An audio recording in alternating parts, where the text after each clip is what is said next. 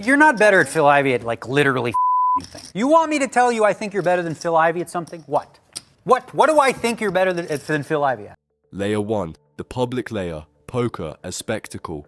This is where most people meet poker. It's the world of bright lights, loud personalities, and dramatic moments. It's not about strategy, it's about entertainment. Here, poker is defined by the World Series of Poker final tables, all-in showdowns, and viral clips on social media. You'll see sunglasses indoors, stacks of chips flying into the pot, and emotional reactions to river cards. Players like Phil Hellmuth, Daniel Negreanu, and Tony G have become household names, not for their technical play, but for their outbursts, catchphrases, and charisma. Reality TV shows like High Stakes Poker or Poker After Dark feed this layer. So do YouTube channels that edit down long games into exciting highlights. The focus is on bluffing, bad beats, and million-dollar hands. You're more likely to see someone screaming, "I call," than quietly calculating pot odds. To the general public, poker appears to be about luck and guts. Anyone can win with a good hand. Bluffing looks like a magic trick, and the dream of turning $86 into $2.5 million like Chris Moneymaker did in 2003 still drives the idea that poker is the ultimate equalizer. But beneath the flash and chaos is a much more structured, mathematical, and unforgiving game, one that most viewers never even realize exists. Layer 2, the analyst layer, poker for the obsessed. This is where poker turns from a game of chance into a game of decisions. The analyst layer is home to players who care less about drama and more about data. It's where math, logic, and long-term profitability take over.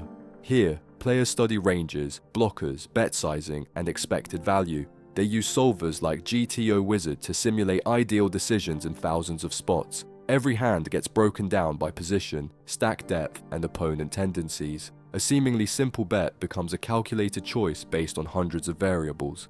Terminology in this layer includes things like capped ranges, ICM pressure, fold equity, and minimum defense frequency. Players study pre-flop charts, analyze solver outputs, and review hands using tracking software like Poker Tracker or Hold'em Manager. Mistakes are measured in blunders, not just lost pots. Live tells and instincts still matter, but they're filtered through a framework of probability. The goal isn't to look smart, it's to make fewer negative EV decisions than your opponents over time.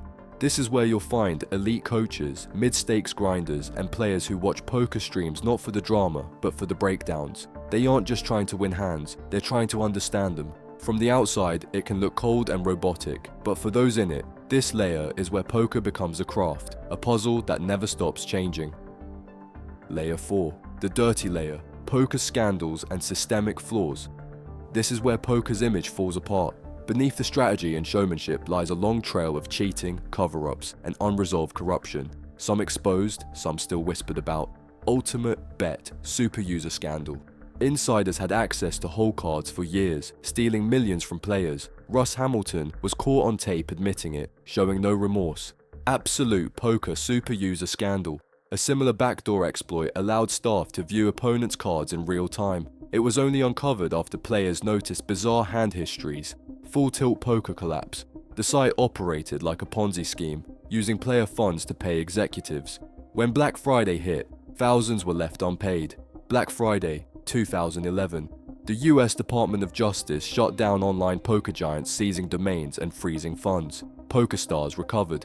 Others like Full Tilt and Absolute Poker didn't. Mike Posel cheating allegations. Posel won at statistically impossible rates on a live-streamed low-stakes game. Many suspect he received hole card data through hidden devices, but no charges were filed. Aliam Sirovich and Jake Schindler bans. Both were banned from GG Poker amid RTA and multi-accounting allegations. Despite this, they continued playing live tournaments with no formal punishment. Real-time assistance rings. Software that provides solver-approved decisions mid-hand has been used by cheating groups. It's nearly undetectable without internal data leaks or whistleblowers. Multi-accounting in online poker. Players enter tournaments under multiple aliases to increase their win rate. It's especially effective in final table situations and nearly impossible to police consistently. Ghosting in backing stables. Top players secretly take over accounts for less skilled teammates during high-stakes situations. It's common in stake tournaments and blurs the line between coaching and cheating. PokerStars, Supernova Elite Backlash. PokerStars changed its rewards program overnight, slashing benefits for high-volume players. Many pros felt betrayed after investing a year chasing the promised rewards. Phil Ivey edge sorting lawsuits. Ivey won over $20 million using edge sorting in Baccarat, but was sued by both Crockfords and Borgata. Courts ruled against him, calling it cheating despite no marked cards. Brian Mikan and Seals with clubs.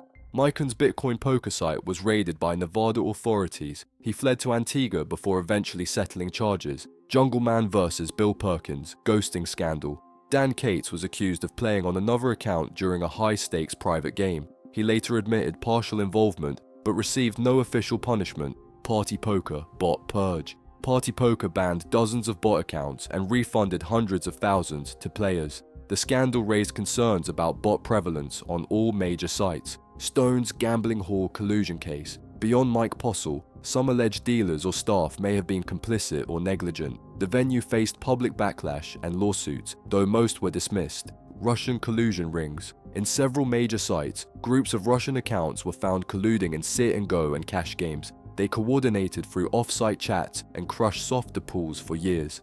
WPN rakeback abuse. Players exploited rakeback systems by playing high volume with bots and folding hands. Millions in fake volume was generated before the loophole was closed. Poker tournament overlays and payout issues. Several mid-tier organizers have cancelled events or disappeared after failing to meet guarantees. Players were left with broken promises and little recourse. Online RNG manipulation theories. Some believe poker sites rig outcomes to generate action flops or favor recreational players. While unproven, suspicious patterns have kept the theory alive. Private high-stakes game collusion. In unregulated home games, some players work together to extract money from unsuspecting whales. Marked decks, dealer signaling, and soft play arrangements are common. Angle shooting incidents. From pretending to fold to misleading verbal declarations, angle shooting remains legal but unethical. It's a tactic some players use to gain unfair advantages without breaking rules. World Series of poker chip dumping allegations. Over the years, there have been repeated claims of players intentionally losing chips to friends. Some were banned, while others slipped through without punishment. Fake poker apps in Asia. Several invite-only mobile poker apps scammed players with manipulated decks and impossible runouts. Money was often stored off-site and vanished with no accountability. This layer shows that poker is never just about cards. When millions are on the line and oversight is weak, someone is always looking for a shortcut. Layer 5, the conspiracy layer, poker's whispers and theories. In this layer, nothing is confirmed, but everything is suspected. It's where experienced players and insiders start noticing patterns that don't quite add up. One of the most common theories is that live stream games are rigged for action. Fans point to suspiciously wild hands, miracle rivers, and constant cooler situations. The belief is that deck manipulation or selective lineup stacking keeps streams exciting, even if it compromises fairness. Then there's the belief that certain players get soft private games. High-stakes celebrities or popular pros might be invited into juicy lineups where everyone plays looser, just to keep them coming back. It's rumored that some games even blacklist strong players who don't provide enough action. Online, players whisper about bot rings, account farms, and solver-assisted syndicates that operate across multiple sites. Some believe these operations are far more organized and far less detectable than people realize. High ROI rates from unknown accounts only fuel speculation. There are also rumors that poker site algorithms favor new or losing players, giving them lucky flops to keep them engaged. While there's no hard evidence, some grinders swear they can feel the rig during key hands. Back in the live scene, others claim big-name players are protected. That controversial behavior, stalling, or rule violations are overlooked because they bring viewers or sponsorships. The theory is that poker isn't a level playing field. It's a business with stars to protect. Even backing stables aren't immune. Some believe certain backers collude financially across final tables by sharing equity between horses, influencing decisions and payouts behind closed doors. In this layer, poker starts to feel less like a fair game and more like a stage play, where not everything is as it seems. Layer 6. The mythology layer, poker lore and legendary stories. This is where fact and legend blur. The hands get replayed, the stories get retold, and the players become icons. Whether every detail is true or not no longer matters. What matters is how it made people feel. Everyone knows about Chris Moneymaker's 2003 run, but it's more than a win, it's a modern-day myth. An amateur from Tennessee turns $86 into $2.5 million, defeats pros on live TV, and sparks the poker boom. The story has been retold so many times that it's become poker's founding myth for a new generation. Then there's Stu Ungar, the gifted, self-destructive genius who won the World Series of Poker 3 times but died broke in a motel. His rise and fall are treated like Greek tragedy, a cautionary tale wrapped in brilliance. Tom Dwan's million-dollar bluffs on high-stakes poker helped define the era of fearless aggression. His table presence, mysterious aura, and unexplained absences created an almost mythical reputation. The chip and the chair story of Jack Strauss is another permanent fixture. Left with 1 chip, he came back to win the 1982 main event. It's quoted in every poker room in the world because it makes the impossible feel possible. I can dodge bullets, baby. You don't think I knew he had a full house? Other myths live in specific hands. "I can dodge bullets, baby" became a catchphrase after Phil Hellmuth made a fold that still gets debated. Ivy's stare downs, Negreanu's soul reads. These stories aren't just entertainment, they help define poker's identity, turning luck, logic, and ego into something larger than life. Layer 7, the deep core, poker as identity. This is the layer where poker is no longer a game, it's who you are. It shapes how you think, how you live, and how you see the world.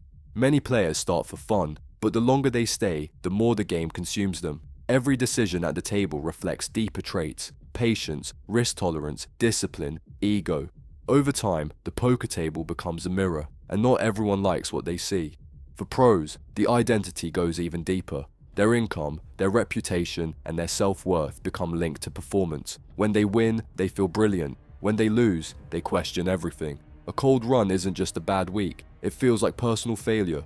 Poker also changes how players think about life. Concepts like expected value, variance, and information gaps shape how they make everyday decisions. They become used to incomplete information and imperfect outcomes. They stop chasing certainty. Community plays a role too. Online forums, staking groups, late-night post-mortems with friends, these are rituals. A deep hand history isn't just a story, it's a language shared by people who live the same rhythm of wins, losses, and what-ifs. Some find peace in the game's complexity, others feel trapped by its volatility. Some retire young, others play into old age because they don't know who they are without it. At its core, poker gives meaning to those who master it, and humility to those who try. For the players who live in this layer, the question isn't whether to keep playing, it's whether they ever truly could stop.